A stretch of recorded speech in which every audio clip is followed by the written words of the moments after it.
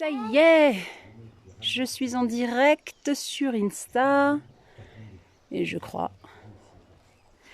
que je suis en direct. Ah, le soleil! Que je suis en direct aussi sur Facebook. Alors, désolé. Oups, j'organise le micro, l'écharpe.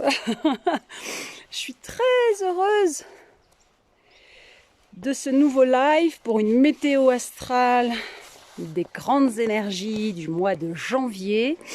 Quand vous arrivez, faites-moi un petit coucou, coucou, Nayers, coucou, je suis très heureuse de vous retrouver sur ce live pour décrypter un petit peu les énergies ensemble, les énergies du mois de janvier et voir un petit peu ce que vont nous dire les astres. Coucou Claire, très heureuse. Faites-moi un coucou aussi sur Facebook parce qu'à chaque fois je n'ai qu'un œil et ça me permet de vous dire bonjour de manière nominative. Coucou User. Oh User. Ça me fait tellement plaisir. Wow. Ah ben je suis très heureuse. Alors je vais organiser en fait mes fenêtres pour tous vous avoir en fait sous les yeux, pour que je puisse aussi sentir votre belle énergie.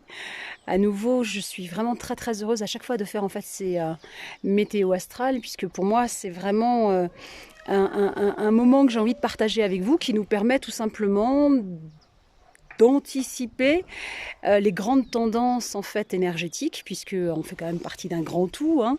Et donc plus nous avons accès en fait à ce genre de compréhension, plus nous avons la capacité justement d'anticiper en intégrant en fait ces différentes énergies dans notre quotidien. C'est un petit peu l'ambition en tout cas que j'ai avec vous. Alors ça y est, on y est en 2021. Alors probablement que certains d'entre vous diront ouais ouf parce que 2020 et puis probablement que d'autres en fait verront ces passages d'année en année comme juste des paliers, des marches qui permettent d'enfiler les perles les unes après les autres puisque tout s'emboîte. Mais quoi qu'il en soit, ça y est, on y est.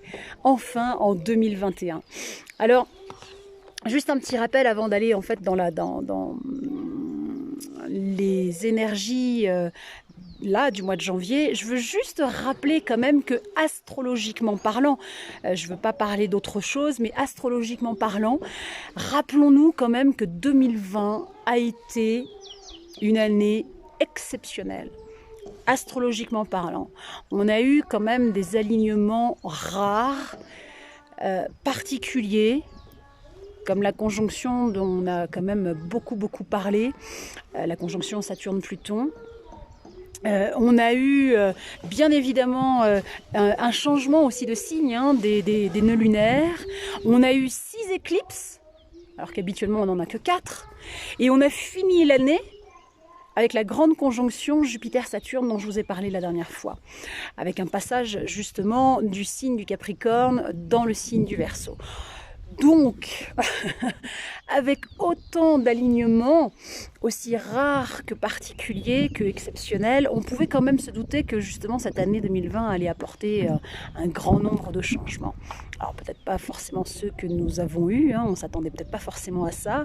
Coucou Chantal, mais c'est juste en fait pour se rappeler effectivement de la particularité et du côté non ordinaire de l'année 2020 d'un point de vue astrologique. Alors on sait bien hein, que même si on change d'année et que ces alignements se sont produits en 2020, on est quand même, encore une fois, sous l'influence de ces énergies apportées hein, qui se sont produites donc, sur cette année 2020. Parce que c'est pas parce que ça se fait à un instant T hein, que tout d'un coup, paf, l'énergie en fait elle disparaît. Bien évidemment que non. C'est une énergie qui se diffuse un certain temps. Donc on est encore une fois sous cette influence et en même temps c'est ce qui nous permet par rapport au facteur temps de prendre le temps justement d'intégrer les nouvelles données, d'intégrer tous les apprentissages, toutes les expériences, voilà tout ce qu'on a pu à un moment donné engrammer. Coucou Véro, coucou coucou Chantal. Alors pour rentrer maintenant dans le vif du sujet par rapport en fait aux énergies du mois de janvier, c'est à partir de la mi-janvier qu'on peut voir qu'il y a quand même des nouvelles tensions qui vont s'activer, tout là-haut. Hein. Et on va voir justement un petit peu dans le détail, en faisant comme d'habitude, pour en tout cas toutes les personnes qui me suivent par rapport à ces météos astrales, un peu point par point, même si exceptionnellement je vous fais en fait cette météo, non pas en début de mois, mais quasiment en fait à la mi du mois. Parce que voilà, pour des raisons de logistique dans le voyage, je n'ai pas pu le faire en fait avant. Coucou Claire! Donc on va revenir un petit peu en arrière, c'est aussi ça, jouer avec la temporalité, j'adore ça. En début de mois, aux alentours du 5 ou 6 janvier, et j'en avais parlé aussi dans les prévisions de 2021, parce que c'est un élément et un aspect qui est important en tout cas à noter. Donc le 6 janvier, Mars est rentré en Taureau. En quoi c'est un élément en tout cas à garder en tête, parce que Mars, bon, je vous le rappelle, hein, il a quand même voyagé exceptionnellement pendant 6 mois dans son signe, le Bélier, puisqu'il y était en fait depuis juin 2020, alors que normalement le transit en fait de Mars il dure que 6 semaines. Donc là en 2020 il a duré 6 mois. Encore une fois, c'est un des éléments exceptionnel et non ordinaire que nous avons vécu en fait en 2020.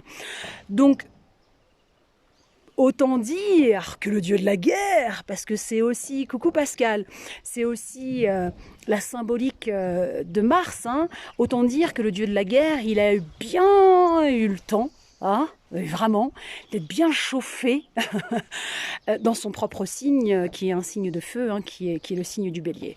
Et là, en tout début du mois de janvier, il est entré à 0 degré, avec aussi toute la symbolique en fait du 0 degré, hein, en astro, dans le signe du Taureau. Donc ça indique bien évidemment en fait un changement radical d'ambiance, hein, entre le Taureau et le Bélier. Bien évidemment qu'on change radicalement d'ambiance.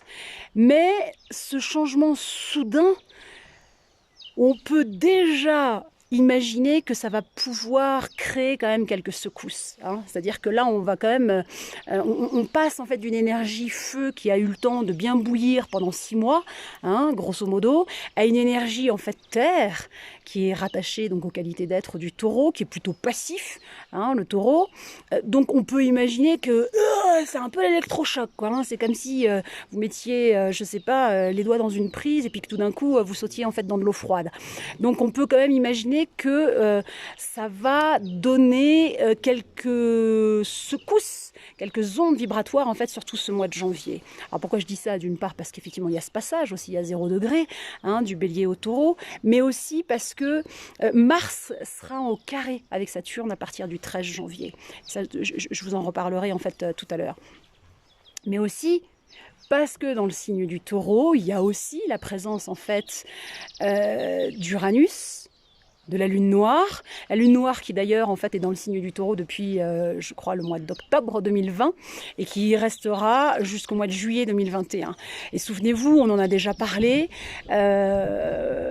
la lune noire, Lilith, pour le dire aussi autrement, elle indique toujours en fait ce qui nous perturbe, hein, c'est le petit truc là qui reste dans notre tête, hein, mais un aspect sombre dont on n'arrive pas soi-même en fait à toujours délimiter les frontières, la teneur, la saveur, etc. Donc c'est quelque chose d'assez vague, hein, d'assez voilà, on ne sait pas trop avec la lune noire, hein. Et Uranus qui amène en fait cette symbolique du changement, mais le changement c'est maintenant, c'est pas dans 3 ans, donc ce changement un peu d'une manière radicale et imminente, et Mars qui lui, du coup, sera aussi en conjonction. En conjonction, c'est un alignement, hein, avec Uranus, et donc la lune noire également, aux alentours en fait du 20 janvier. Donc on peut quand même imaginer, avec tout cet cocktail planétaire et énergétique, on peut imaginer qu'il va y avoir quand même une certaine électricité dans l'air, dans ce courant du mois de janvier et donc plus particulièrement à partir de la mi-janvier. Alors, à côté de ça, bien évidemment, le 13, hein, demain, je crois, oui on est le 12, hein, demain, il y a la nouvelle lune en Capricorne. Alors, dans le signe du Capricorne, cette nouvelle lune, elle va arriver en fait à 23 degrés. Ce qui est intéressant, c'est qu'elle est aussi conjointe à Pluton, ça aussi je vais y revenir, et c'est une nouvelle lune qui est quand même intéressante à plusieurs aspects, parce que non seulement avec cette conjonction en fait à Pluton, donc elle est nécessairement en fait porteuse d'une énergie qui est très puissante, mais en même temps petit clin d'œil par rapport à ce 23 degrés du Capricorne, qui est à quelques poils près le degré dans lequel s'est fait justement la fameuse conjonction Saturne-Pluton en janvier dernier dont je vous ai parlé tout à l'heure. Donc voilà, c'est quelque chose qui nous donne à entendre qu'on va quand même vivre un certain nombre de... quel est le terme que je vais pouvoir employer? Il me vient pas, donc je vais le laisser en suspens, puis je verrai ce qui vient après. Mais juste pour déjà vous donner la teneur de tout ça, c'est un petit rappel en tout cas symbolique, c'est que Pluton, il est associé clairement aux forces occultes. Pourquoi occultes? Bon, peu importe. Aux forces occultes, il est associé à l'inconscient, aux forces profondes. Il y a quelque chose en fait de très passionné, de très violent dans sa volonté de transformation. Il y a quelque chose de très pulsionnel. Il est bien évidemment associé en fait à cette donnée de métamorphose, de transmutation. Donc c'est quand même une force à nouveau occulte qui va œuvrer dans l'idée de transmuter, ce qui n'est plus du tout en adéquation, ou en tout cas ce qui n'est plus au service de la vie. Et c'est vrai que ce qu'il y a d'intéressant, toujours dans la présence en fait de Pluton dans un thème, c'est qu'il n'y a pas de demi-mesure, il n'y a pas de faux semblant. Donc là, avec cette énergie en fait de la nouvelle lune, il y a probablement l'idée qu'on ne peut plus se mentir à soi-même, que probablement tout ce qui pouvait être en fait refoulé jusqu'à présent, ce qui était un petit peu dans les bas-fonds de notre conscience, à un moment donné probablement qu'elles vont refaire surface pour être transcendées. C'est toujours cette idée-là, même si nous, dans notre incarnation terrestre, on a parfois un petit peu du mal à comprendre, ou en tout cas à intégrer, parce que comprendre dans l'intellect, ça va, mais plus bas, c'est un peu plus compliqué.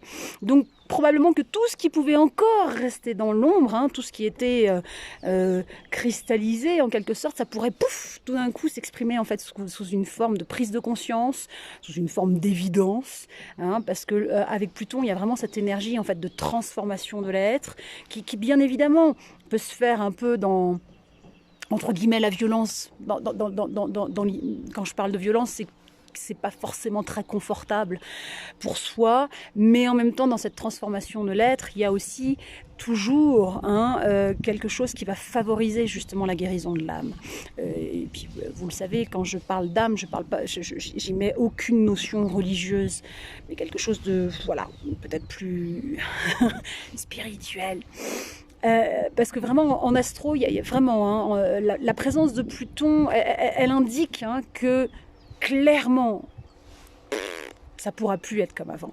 Et on l'a vu cette année 2020, on a vu en fait avec la fameuse conjonction dont je vous parlais tout à l'heure, Pluton-Saturne, on a vu un peu ce que ça pouvait donner, le fameux « ça ne sera plus comme avant ».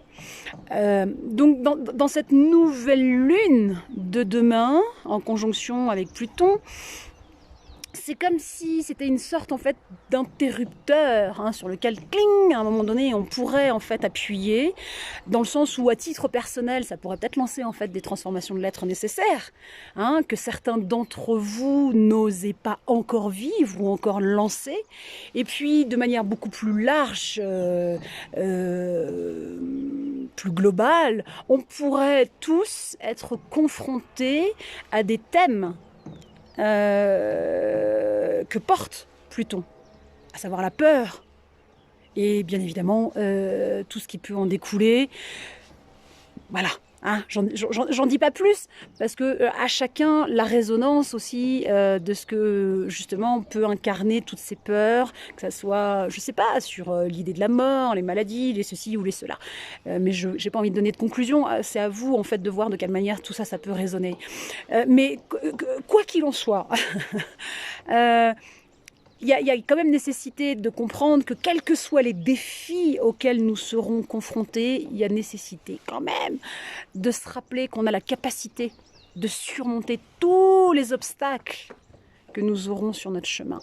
parce que le message fort de cette nouvelle lune, qui est encore une fois sous l'influence de Mars, dont je viens de vous parler, d'Uranus, de la lune noire, tout ce dont en fait je viens de vous parler en fait avant, le message principal, ou en tout cas le message fort qu'il faudrait peut-être juste retenir, c'est que dans tout ce voilà, brassage, parce que de toute façon les changements ne surviennent que par des brassages, sinon c'est comme un fleuve tranquille, on n'a pas forcément envie de changer. C'est comme ça que nous sommes programmés. Il n'y a pas à se dire c'est bien ou c'est pas bien. C'est quoi qu'il en soit comme ça que nous sommes faits. C'est de se rappeler en fait que nous avons toujours des occasions d'oser de nouvelles choses pour créer une nouvelle façon d'être qui est beaucoup plus aligné avec la personne que nous sommes, parce que c'est toujours dans cette optique-là, même si on n'en a pas forcément conscience, même si on n'a pas forcément envie de le voir comme ça, mais c'est toujours pour être beaucoup plus aligné avec la personne que nous sommes, qui est, elle, en cohérence ou en adéquation, je ne sais pas comment on peut dire, avec les nouvelles exigences de la vie, qui nous sont amenées par toutes ces énergies. Et au même moment de cette nouvelle lune, Mars va rentrer au carré avec Saturne. Au carré, c'est quand il y a des tensions. Donc c'est une énergie qui, à nouveau, va pouvoir nous faire comprendre qu'il va y avoir quand même quelques tensions. C'est ce que je vous disais depuis tout à l'heure. Et donc faire remonter à la surface, en fait, peut-être des vieilles blessures, des anciennes frustrations qui ont été refoulées pendant tous ces derniers mois. Et comme Mars, souvenez-vous de la symbolique, ça représente la colère. Donc c'est une énergie qui peut, bien évidemment, au carré avec Saturne, faire naître quand même une sorte de choc. Parce que Saturne représente en quelque sorte la loi, la rigueur, les restrictions, la discipline, la dureté, la patience, etc. Mais on peut quand même imaginer, pour le dire autrement, qu'il pourrait y avoir une sorte de confrontation entre ce qui représente d'un côté les établissements, la loi, et puis d'un autre côté cette espèce de force vive, guerrière, les gens, le peuple, j'en sais rien, mais ça peut être deux énergies qui, voilà. Donc une énergie qui en plus sera un peu ravivée, alimentée par un carré, encore une fois une tension qui va y avoir entre Jupiter et Uranus aux alentours du 17 janvier. Jupiter, souvenez-vous, c'est la planète de l'expansion, c'est tout va bien, sauf à certains moments, parce qu'on a vu en fait la grande conjonction qu'il y a eu l'année dernière avec Saturne, Pluton et donc on a vu aussi ce que ça pouvait donner, parce que Jupiter peut aussi expanser, parce que rappelez-vous, il n'y a jamais ni de bon ni de mauvais, donc peut expanser en fait à tous les niveaux. Bref, je ferme ma parenthèse. Donc Jupiter, c'est vraiment la planète de l'expansion. Uranus, c'est la planète du changement, pour le dire court et rapide et simple.